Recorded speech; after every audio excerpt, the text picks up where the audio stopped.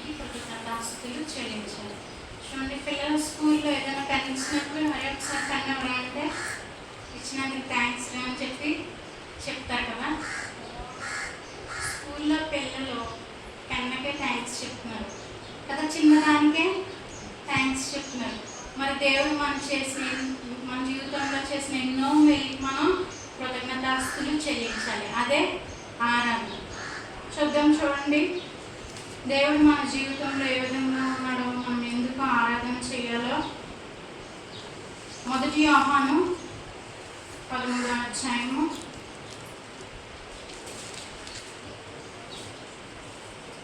16వ వచనం.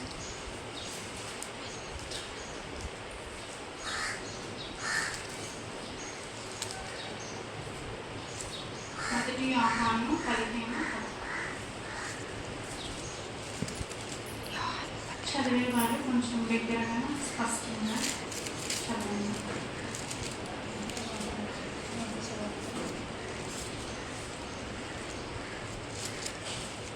ఓకే, క్షమించండి. యోహాను 15.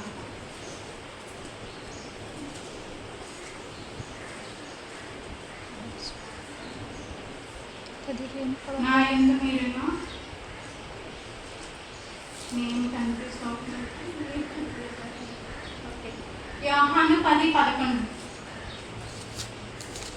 యోహాను సువార్త 10వ అధ్యాయము 11వ వచనం. నేను గొర్రెలకు మంచి కాపరిని, మంచి కాపరి గొర్రెల కొరకు తన ప్రాణము పెట్టు. ఇక్కడ ఎవరు కనిపిస్తున్నారండి? మంచి గొర్రెల కాపరి. కాపరి ఏం చేస్తారు? తన గొర్రెల్ని కాపాడుకుంటూ ఉంటాడు. నా గొర్రె ఎక్కడికి వెళ్ళిపోయిందని దానికోసం వెతుకుతూ ఉంటాడు. మనం ఎక్కువ ప్రయాణాలు చేసినప్పుడు గొర్రెలు కనబడుతూ ఉంటాయి కదా. ఆ గొర్రెల వెనకాల ఆ కాపరి ఎలా పరిగెడతాడండి? గొర్రె ఎక్కడికి వెళ్ళిపోతుందో, గొర్రె ఏ ముళ్ళ పొదల్లో చిక్కుకుంటుందో, గొర్రె ఏ అపాయాన్ని తెచ్చిపెట్టుకుంటుందో, అది ఎంత కష్టాల్లో పడుతుందేమో, అది తప్పిపోద్దేమో అని చెప్పేసి ఆ కాపరి కష్టాలు అంత ఇంత కాదు. ఎండైనా పరిగెడతాడు, వానైనా ఆ గొర్రెలతోనే ఉంటాడు. అలాంటి కాపరి మన కాపరి. కనిపించే గొర్రెల కొరకే ఆ కనిపించే కాపరి అంత ప్రయాసపడుతుంటే, మరి మన కాపరి మన కోసం ఎంత కష్టపడుతున్నాడు కదండి. రాత్రి పగలు తను కునుకగా నిద్రించగా మనకి కాపలాగా ఉంటున్నాడు ఈ కాపరి. ఈ యొక్క మంచి కాపరి తన గొర్రెల కొరకు ఏం చేస్తున్నాడంట? ప్రాణాన్ని పెడుతూ వస్తున్నాడు. నిజానికి చెప్పాలంటే ఈ గొర్రెల మీద మనం ఎలా ఉంటున్నాము? త్రోవ తప్పిపోతూ ఉంటున్నాం, మనకి ఇష్టమైన త్రోవలో తిరుగుతూ ఉంటున్నాం. చూడండి, యెషయా గ్రంథం 53వ అధ్యాయము 6వ వచనం.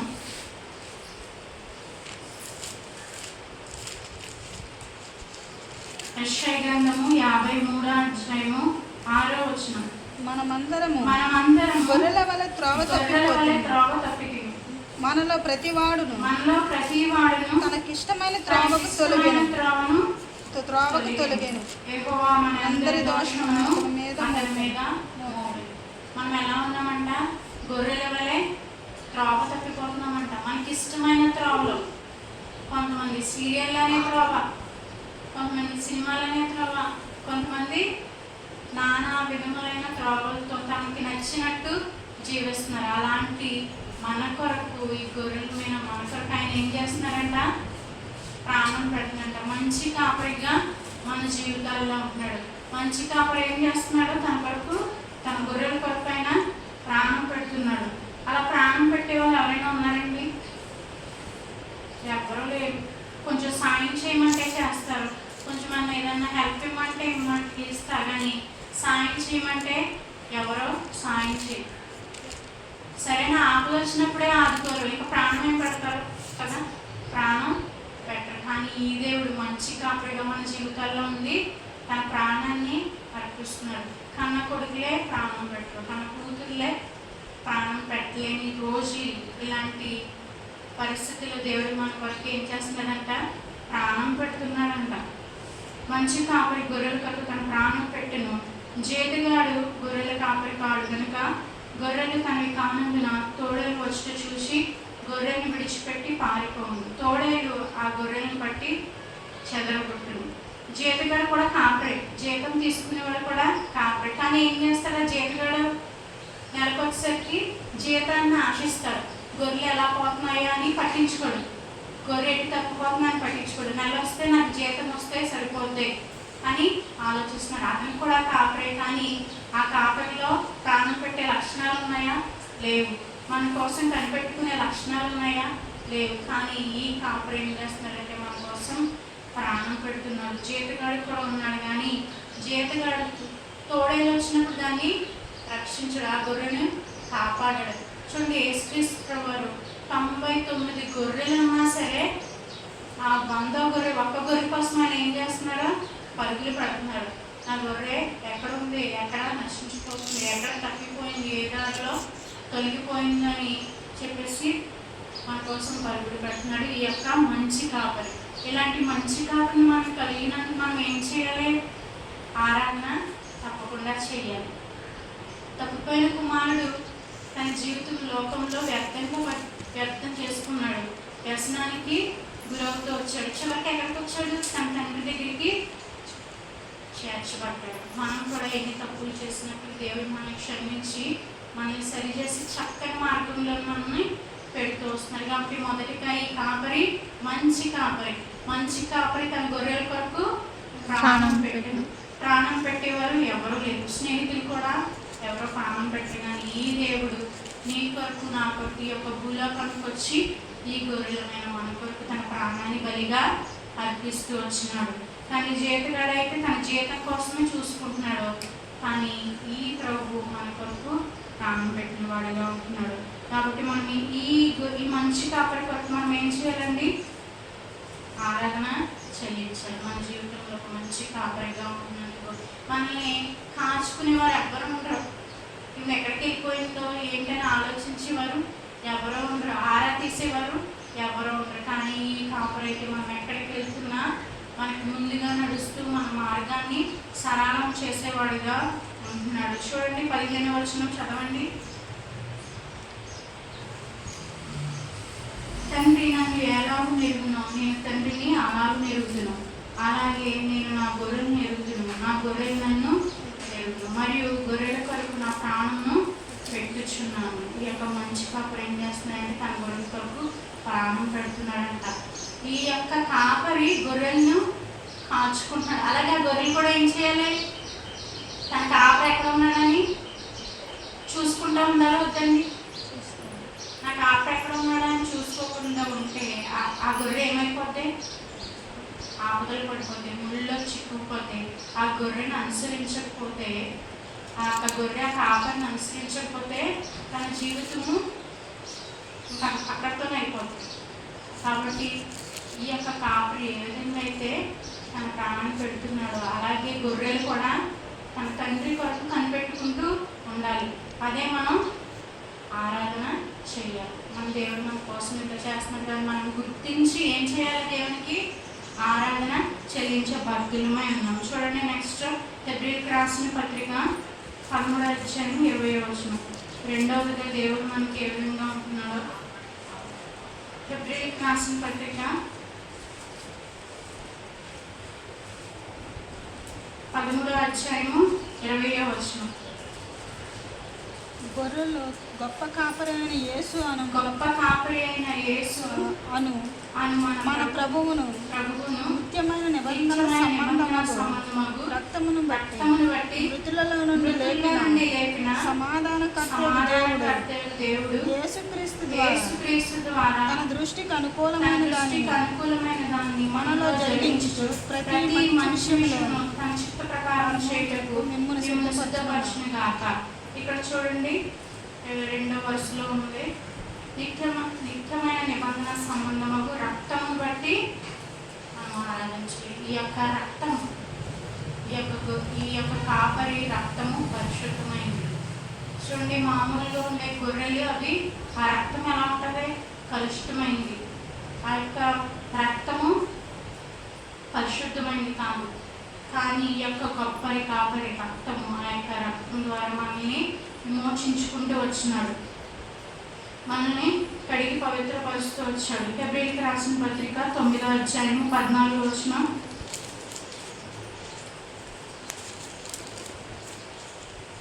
నిత్యుడగు ఆత్మ ద్వారా తను తాను దేవునికి నిర్దోషిగా అర్పించుకున్న క్రీస్తు యొక్క రక్తము జీవక్రియలను విడిచి జీవము గల దేవుని సేవించుటకు మీ మనస్సాక్షిని ఎంతో ఎక్కువగా శుద్ధి చేయును. ఈ యొక్క క్రీస్తు యొక్క రక్తము మనల్ని ఏం చేస్తుందంట? శుద్ధి చేస్తుందంట. పాపంలో పడి చెడిన మనల్ని ఈ రక్తం ఏం చేస్తుంది? కడిగి మనల్ని పవిత్రపరుస్తూ ఉంది. ఈ యొక్క గొప్ప కాపరి రక్తం. మరి ఏ రక్తం ద్వారా మనకి పాప క్షమాపణ లేదు, పాప విమోచన లేదు, కానీ ఈ యొక్క దేవుని రక్తం ద్వారా మనం కడవబడుతూ వచ్చినాం. కాబట్టి మనము ఈ యొక్క గొప్ప కాపరికి మనం ఏం చేయాలండి? ఆరాధన చెల్లించబద్దులమై ఉన్నాము. కాబట్టి ఈ యొక్క గొప్ప కాపరి తన రక్తాన్ని ఇచ్చి మనల్ని కాపాడుకున్నాడు. తన రక్తం ద్వారా మనల్ని శుద్ధి చేస్తూ వచ్చాడు. చూడండి, ఇంకా అనేక వచనాల ద్వారా మనం ఒకసారి జ్ఞాపకం చేసుకుందాం.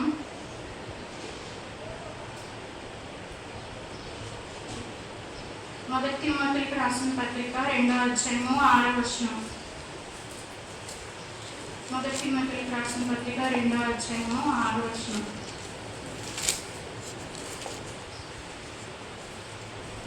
నేను అందరి కొరకు విమోచన క్రయధనముగా తను తానే మన కొరకు సమర్పించుకున్నాడు. విమోచన క్రయధనముగా తన ప్రాణంను మన కొరకు ఈ యొక్క కాపరి అర్పించుకుంటూ వచ్చాడు. మన కొరకు ప్రాణం పెట్టే వాళ్ళు ఎవరు లేరు, కానీ ఈ యొక్క గొప్ప కాపరి మాత్రం తన రక్తాన్ని మన కొరకు చిందిస్తూ వచ్చినాడు. మన పాపములు తన భుజం మీద వేసుకుని అనుదినము మన భార్యనైనా భరించేవాడుగా ఉంటున్నాడు. ఈ యొక్క గొర్రె పిల్ల వంటి పరిశుద్ధమైన రక్తంతో మనల్ని కడిగి పవిత్రపరుస్తున్నాడు. అందుకు మనం ఏం చేయాలండి? ఆరాధన చెల్లించాలి. ఇంకా మూడోదిగా చూడండి, మొదటి పేతురు 5:4.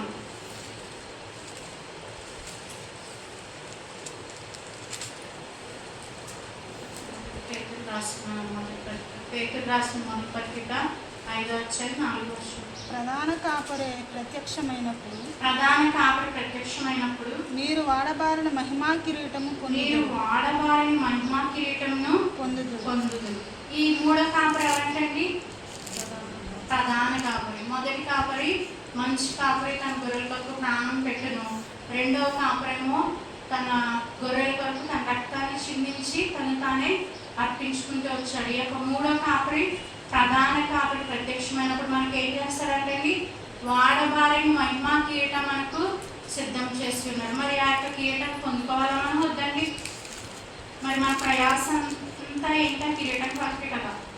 మన యొక్క యాత్ర జీవితంలో మనం సన్నిధికి వచ్చేది, మనం ప్రార్థన చేసేది, మనం ఆరాధన చేసేది, వీటి క్రైస్తవులు మనం పిలుచుకునేది ఎందుకు? ఈ యొక్క నిత్య రాజ్యం కొరకు, ఈ యొక్క వాడబారిన మహిమా కిరీటం కొరకు మనం ఉంటూ వస్తున్నాం. కాబట్టి ఈ యొక్క కిరీటం ఇస్తున్న దేవునికి మనం ఏం చెల్లించాలండి?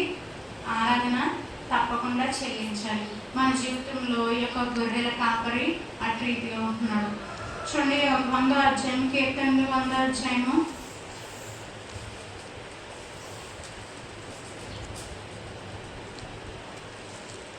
3వ వచనం. యెహోవాయే దేవుడని తెలుసుకున్నది, ఆయనే మనల్ని పుట్టించెను, మనము ఆయన వారము, మనము ఆయన ప్రజలము, ఆయన మేపు గొర్రెలు. మనం ఎవరంటే ఆయన మేపే గొర్రెలు అంట. ఈ యొక్క గొర్రెల కాపరి కదా. మరి ఆ గొర్రెల కాపరి అయినప్పుడు మనం గొర్రెలమైన మనము ఆయనకి ఏం చెల్లించాలంటే ఆరాధన చెల్లించాలి. ఆయనకి ఏమీ చెల్లించలేని మన దగ్గర అంత ఇచ్చే స్థామత కూడా లేదు. కానీ ఏం కోరుతున్నాడు ఆయన? బలిని కోరే దేవుడు కాదు, నైవేద్యాలను కోరే దేవుడు కాదు, విరిగి నలిగిన హృదయాన్ని ఆయన కోరుతున్నాడు. చూడండి, యెషయా గ్రంథము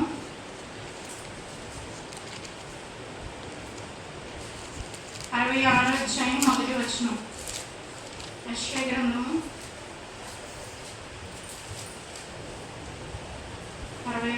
అధ్యాయము 1వ వచనం. యెహోవా యెహోవా ఇలాగ ఆజ్ఞ ఇచ్చుచున్నాడు. ఆకాశము నా ఆకాశము సింహాసనము, నా సింహాసనము, భూమి నా భూమి నా పాదపీఠము. పాదపీఠము. మీరు నా నిమిత్తము మీరు నా కట్టలు నిమిత్తము ఉద్దేశించినది ఏ పాటిది? కట్టనిర్దేశించినది ఏ పాటిది? నాకు విశ్రమ నాకు స్థానములో మీరు విశ్రామ కట్టలు స్థానములో మీరు ఉద్దేశించినది ఏ పాటిది? ఏ పాటిది? అవన్నీ నా హస్తకృత్యములు, అవి అవి నా నా వలన వలన కలిగినవి. కలిగినవి. యెహోవా యెహోవా సెలవిచ్చున్నాడు. ఎవడు దీనుడై నలిగిన హృదయము గలవాడై నా మాట విని వణుకుచుండునో. ఎలా ఉండాలంటే దీనులై తగ్గించుకుని వణుకుతూ మనం ఆయన సన్నిధిలో ఆరాధన చేసినప్పుడు ఆయన అంగీకరించేవాడుగా ఉంటున్నాడు. ఆకాశం ఆయన సింహాసనం, భూమిని ఆయన పాదపీఠం. అంత గొప్ప దేవుడు.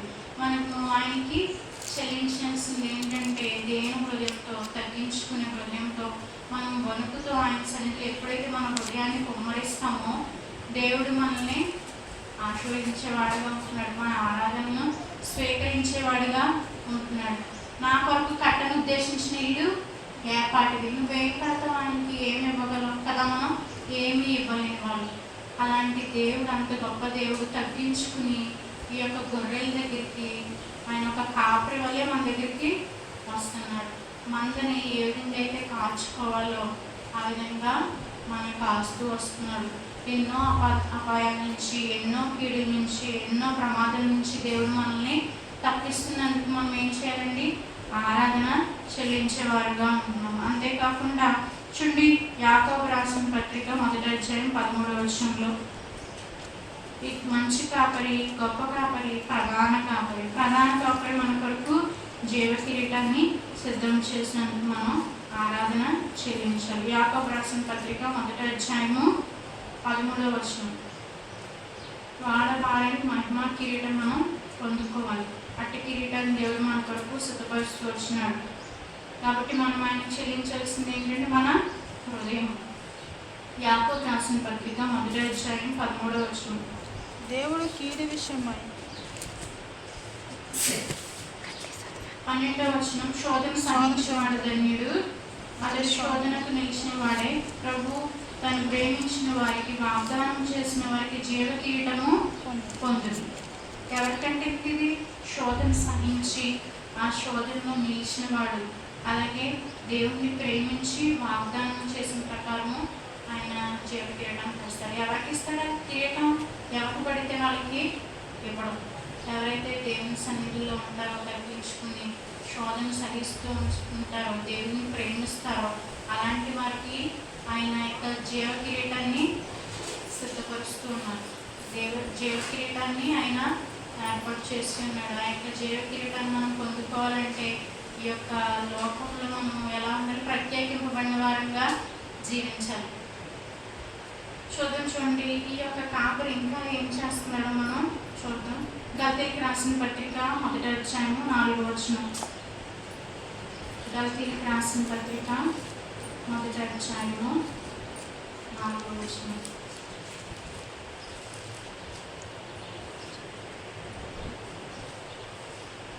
గల్తీకి రాసిన పత్రిక 1వ అధ్యాయము 4వ వచనం. మన తండ్రి అయిన దేవుని చిత్త ప్రకారము క్రీస్తు మనలను ప్రస్తుత దుష్టకాలములో నుండి విమోచింపవలనని మన పాపముల నిమిత్తమై తన్ను తాను అప్పగించుకున్నాడంట. ఎందుకంటే ఈ దుష్టత్వం నుంచి కాపాడడానికి, తను మనల్ని మనం రక్షించడానికి మన కొరకై తను తాను సమర్పించుకుంటూ వచ్చినాడు. ఈ లోకంలో ఎవరైనా వాళ్ళు మన కోసం సమర్పించుకున్న వాళ్ళు ఉన్నారు, మన కోసం త్యాగం చేసిన వాళ్ళు ఎవరైనా ఉన్నారు. అసలు మనం మాట అంటేనే పడదు. నువ్వు నన్ను అంటావా అంటారు, నువ్వు అనేది నేను ఎందుకు పడాలంటారు. మనం ఎడగ ఇంత ప్రేమ చూపించే వాళ్ళు ఎవరున్నారు? శాశ్వతమైన ప్రేమతో నేను నిన్ను ప్రేమిస్తున్నాను అంటున్నారు కదా. మరి అలాంటి దేవుని కోసం మనం ఏం చేయాలండి? ఆరాధన చెల్లించాలి. ఈ యొక్క దుష్టత్వం నుంచి, లోకంలో ఉన్న కీడు నుంచి మనల్ని తప్పించినందుకు మనం ఆరాధన చెల్లించాలి. ఈ యొక్క దుష్టత్వం అంటే ఏంటండి? దుష్టుడే కన్ను నుండి, ఆ యొక్క చెడు నుంచి, లోకం నుంచి మనం ప్రత్యేకింపబడినందుకు దేవుడికి మనం ఆరాధన చెల్లించాలి. మనందరం ఏర్పడ్డాం కదండి, ఏర్పరచబడిన వాళ్ళని కదా. మనందరం దేవుడు లోకం నుంచి ప్రత్యేకించాడు కదా, మన దుష్టత్వం నుంచి తప్పించి పడ్డా కదా మనం ఏం చేయాలండి? ఆరాధన తప్పకుండా చెల్లించాలి. ఇంకా ఏం చేశాడో చూడండి. ఈ యొక్క పాపని మన జీవితాన్ని కొలసీలకి రాసిన పత్రిక 1వ అధ్యాయము, కొలసీలకి రాసిన పత్రిక 1వ అధ్యాయం 13-14 వచనాలు. ఆయన మనలను అంధకార సంబంధమైన అధికారములో నుండి విడుదల చేసి ఆయన మనలను అంధకార సంబంధమైన అధికారములో నుండి విడుదల చేసి తాను ప్రేమించిన తన కుమారుని యొక్క రాజ్య నివాసులుగా చేయడానికి ఈ యొక్క బంధకం నుంచి, బంధాల నుంచి దేవుడు మనల్ని విడిపిస్తూ వచ్చినాడు. దుష్టత్వం నుంచి, ఈ యొక్క లోక బంధాల నుంచి, బంధకం నుంచి మనల్ని విడిపిస్తూ వస్తున్నాడు. ఏంటంటే ఆ బంధకాలు ఏంటంటే అసలు ఆ బంధకాలు ఏంటంటారు? పాపమే కదా, అసలేంటి పాపమే. ఆ బంధకం ఏంటంటే పాపమే.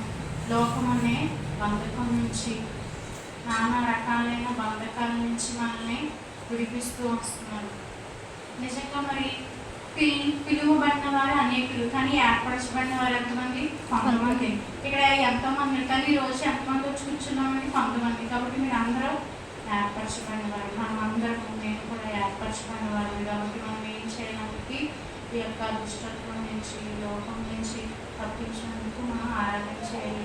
అందరికీ అవకాశం ఉండదు. ఈ సమయంలో చాలామంది ఏం చేస్తారంటే సీరియల్ చూస్తూ ఉంటారు, వ్యర్థంగా సమయాన్ని వృధా చేసుకుంటూ ఉంటారు, ముస్లిం ముచ్చట్లు పెట్టుకుంటూ ఉంటారు. అలా పెట్టుకోవడం వల్ల సమయం వృధా ఉంటుంది, కానీ దానివల్ల మనం దేవుడిని మహిమపరచగలమండి. లోకంలోనే జీవిస్తాం కానీ ఇంకా దేవుని దగ్గరికి రాలేము. కానీ దేవుడు మనల్ని అలాంటి దుష్టత్వం నుంచి మనల్ని తప్పిస్తూ వస్తున్నాడు. అలాంటి పాప పరిస్థితి నుంచి మనల్ని వేరుపరుస్తూ వచ్చినాడు. చూడండి, ఇంకా చూద్దాం. ఆ యొక్క అంధకార జీవితం నుంచి, చీకటి నుంచి, మరి ముఖ్యంగా చీకటి నుంచి మనల్ని వెలుగుగా చేస్తూ వచ్చాడు. మన జీవితంలో నిత్యమైన వెలుగుగా ఆయన ఉంటున్నాడంటే అది కేవలము ఆయన కృప, ఆయన ప్రేమే, ఆయన వాత్సల్యం మన ఎడల చూపుతున్నాడు. మనమైతే ఎందుకు అర్హత లేము. నేనైతే ఎందుకు అర్హత లేని దాన్ని దేవుడు నా జీవితంలో ఇంత గొప్ప కాపరిగా, ప్రధాన కాపరిగా, మంచి కాపరిగా ఉన్నందుకు నేనైతే కృతజ్ఞతాస్తులు చెల్లించాలి. మనమందరము కృతజ్ఞతాస్తులు చెల్లించాలి. అలాగే తీతులకు రాసిన పత్రిక 2వ అధ్యాయం 14వ వచనం. ఈ కాపరి ఇంకేం చేస్తున్నారంటే, తీతులకు రాసిన పత్రిక 2వ అధ్యాయం 14వ వచనం. ఆయన సమస్తమైన దుర్నీతి నుంచి మనల్ని విమోచించి సత్క్రియల యందు ఆసక్తి గల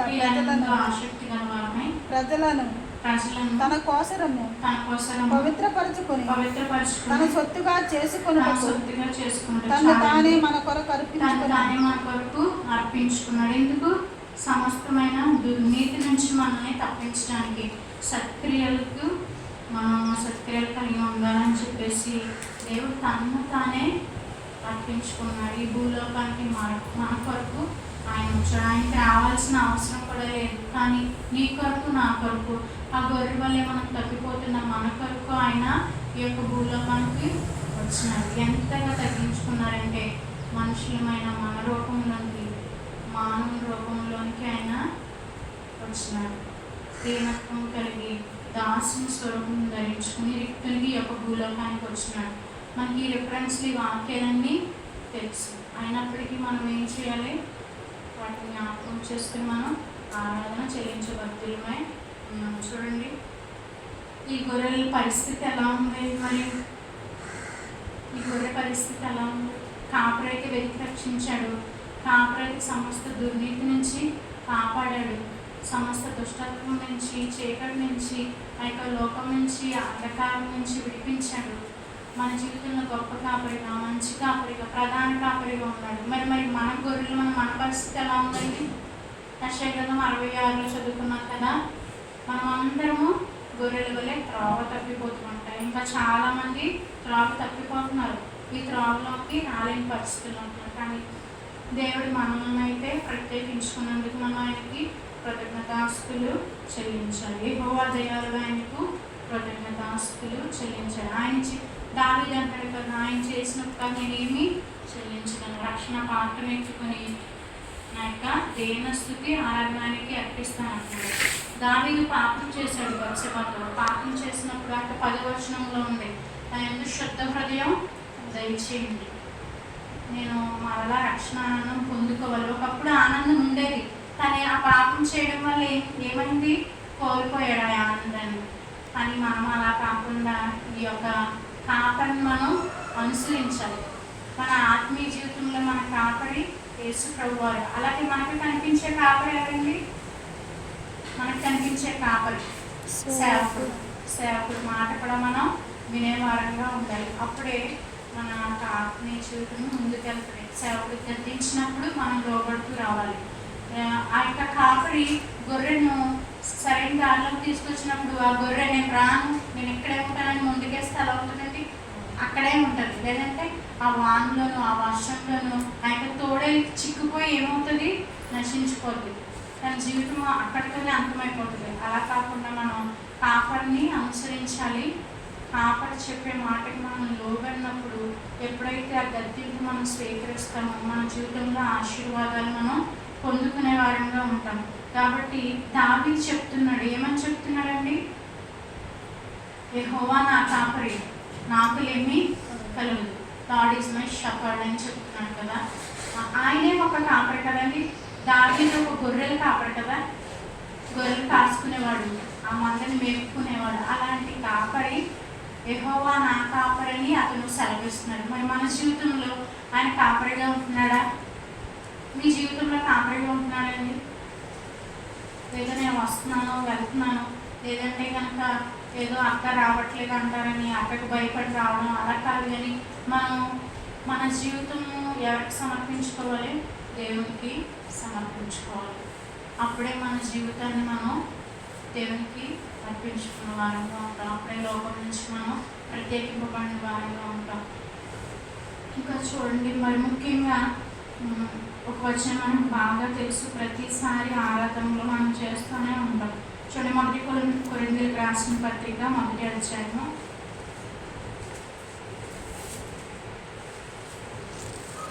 1 కొరింథీయులకు రాసిన పత్రిక 1వ అధ్యాయము 27, 29 వచనాలు కలిపి ఉన్నాయి. అందరం కలిసి చదువు. ఏ శరీరం దేవుని పరిశుద్ధులైనట్లు జ్ఞానులను సిగ్గుపరచుటకు ముఖమును ఉండేవారి వారిని ఏర్పరచుకున్నాడు. బలవంతులను సిగ్గుపరచుటకు ముఖమును దేవుడు పరుచుకున్నాడు.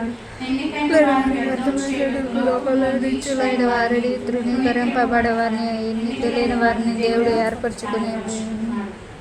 అయితే ఆయన మూలముగా మీరు క్రీస్తు యేసునందు ఉన్నారు. ఇప్పుడు చెప్పండి, మన అందరం ఎక్కడ ఉన్నామండి, క్రీస్తు యేసునందు ఉన్నామా లేదా? లోకం నుంచి మనల్ని వేరుపరుస్తూ వచ్చాడు. జ్ఞానులను సిగ్గుపరచుటకు బలహీనమైన మనల్ని దేవుడు ఏర్పాటు చేసుకున్నాడు. ఎన్నికలైన వారిని మనల్ని దేవుడు ఏర్పాటు చేసుకున్నాడు. నీచులైన వారిని మనల్ని తృణీకరింపబడిన మనల్ని దేవుడు ఏర్పాటు చేసుకుంటూ వచ్చినాడు. మరి దేవుడు ఏర్పాటు చేసుకోకపోతే, దేవుడు పిలవకపోతే మన పరిస్థితి ఎలా ఉందండి? ఇప్పుడు లోకంలోనే జీవించేవాళ్ళం, ఆ చీకటి బ్రతుకుల్లోనే మనం జీవించేవాళ్ళం, ఆ యొక్క దుష్టత్వంలోనే ఆ యొక్క పాపంలోనే మనం ఉండేవాళ్ళం. కానీ అలాంటి పరిస్థితి నుంచి దేవుడు మనల్ని తప్పిస్తూ వచ్చినాడు. అలాంటి దేవుడికి మనం ఆరాధన చెల్లించాలి. దేవుడు బలులను కోరట్లేదు, నైవేద్యాలను కోరట్లేదు, కానీ విరిగి నలిగిన నీ యొక్క హృదయాన్ని ఆయన కోరుతున్నాడు. ఎవరైతే విరిగి నలిగిన హృదయంతో ఆయనకి ఆరాధన చేస్తారో వారి యొక్క ఆరాధన ఆయన స్వీకరిస్తారు. చూడండి, ఆరాధన చేసేటప్పుడు గంటలు గంటలు చేస్తారు కొంతమంది. గంటలు గంటలు చేసినంత మాత్రాన, లేదంటే ఎక్కువ పదాలు పలికినంత మాత్రాన ఆయన వింటాడనుకోవడం మన యొక్క అవివేకతనం అవుతుంది. మనము చేసే చిన్న ఆరాధన అయినా మన హృదయపూర్వకంగా మన హృదయంతో ఆయన సమర్పించుకున్నప్పుడు ఆయన ఖచ్చితంగా మన ఆరాధనే అంగీకరించేవాడుగా ఉంటాడు. కాబట్టి మన కాపురైన దేవునికి ఆరాధన చెల్లించాలి. చూడండి, అలాగే యెషయా గ్రంథం 53 అధ్యాయము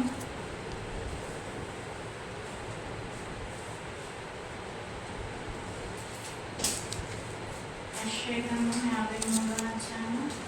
ఈ యొక్క 53 అధ్యాయం అంతా ఆయన తృణీకరింపబడిన వాడుగాను, ఆయన వ్యసనములు వహించిన వాడుగాను, బాధింపబడిన వాడుగాను, అతిక్రమలను గాయపరచబడిన వాడుగాను, దోషమును నలుగుగొట్టబడిన వాడుగాను, సమానార్థమైన శిక్షణ అతని మీద వేసుకున్న వాడుగాను, ఎంతో మన కొరకు గాయపడిన విధంగా ఈ యొక్క 53 అధ్యాయంలో కనపడుతూ ఉంటుంది.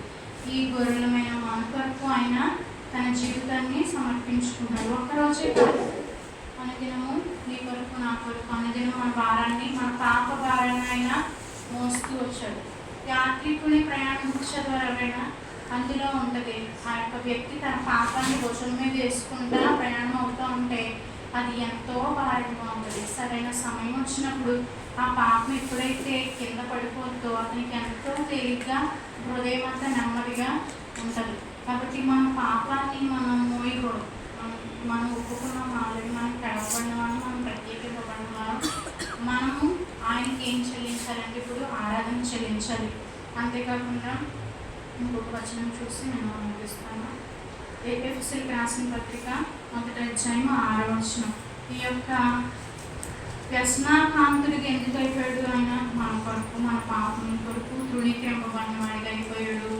ఆ యొక్క గొర్రె పిల్ల ఏ విధంగా అయితే మౌనంగా ఉంటుందో నీ కొరకు నా కొరకు ఆయన మౌనం వహిస్తూ వచ్చాడు. ఒకవేళ ఆయన ఆ యొక్క క్రయధనం చెల్లించకపోతే మనం పాపంలోనే జీవించేవాళ్ళం. మన యొక్క పాపము పోయేది కాదు. కానీ తన యొక్క అమూల్యమైన, నిర్దోషమైన, నిష్కలంకమైన గొర్రె పిల్లమైన పరిశుద్ధమైన రక్తంలో నిన్ను నన్ను కడగడం వల్ల మనకి ఈ యొక్క రక్షణ అనేది దేవుడు ఇస్తూ వచ్చినాడు. చూడండి, చదవండి. ఎఫెసీయులకు రాసిన పత్రిక 1వ అధ్యాయం 6వ వచనం.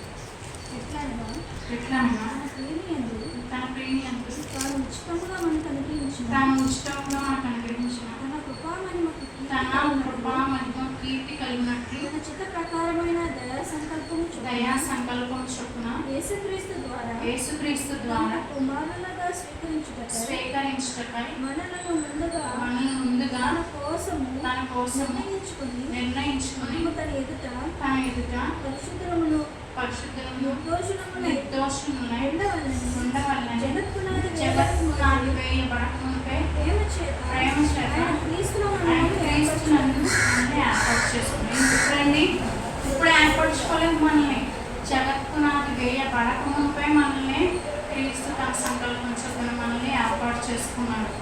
మనం తల్లి గర్భంలో గుర్తింపబడకమునుపై ఆయన మనల్ని ప్రత్యేకించుకున్నాడు, ప్రతిష్ఠించుకుంటూ వచ్చాడు.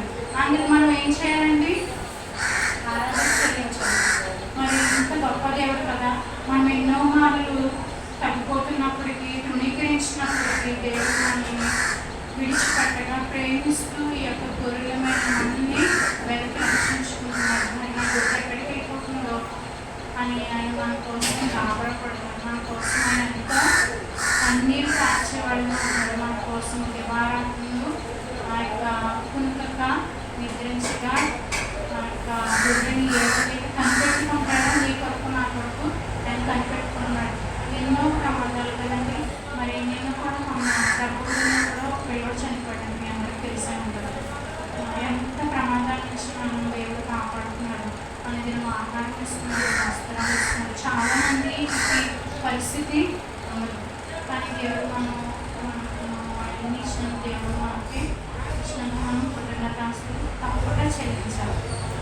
చిన్న పెన్ ఇచ్చిన బిడ్డ తన ఫ్రెండ్కి ఏ విధంగా అయితే థ్యాంక్స్ చెప్తాడో, మరి మనం ఇన్ని ఊళ్ళు పొందుకుంటున్నామో వాటన్నిటికీ మనం చిన్న థ్యాంక్స్ చెప్పాలి కదండి. మరి నేను అంతా కాల్చి కాపాడు, రాత్రంతా కాల్చి కాపాడు, మరి ఈరోజు ప్రవేశపెట్టావు, లేక దుష్టత్వం నుంచి నన్ను తప్పించావు, లోపం నుంచి ప్రత్యేకపరుస్తూ వచ్చావు, తృణీకరింపబడిన నా జీవితము అని చెప్పేసి మనకి. మరి తృణీకరింపబడిన దాన్ని ఎవరైనా స్వీకరిస్తారండి? ఇప్పుడు పగిలిపోయిన కొండ పక్కన పడేసామంటే అది పగిలిపోయింది అనుకోండి, దాన్ని వాడతామా? వాడదు. కానీ పగిలిపోయిన మన జీవితాన్ని ఆయన బాగు చేస్తూ వచ్చాడు. అలా క్రీస్తులో శిఖరింపజేస్తూ వచ్చారు. కాబట్టి మనం ఆరాధన చెల్లించుకుని ఒక గొప్ప కాపరికి, ప్రధాన కాపరికి, మంచి కాపరి తన గొర్రెల కొరకు ప్రాణం పెట్టిన యొక్క మంచి కాపరి మన జీవితంలో కలిగినందుకు ఆరాధన చేసుకుంటాం.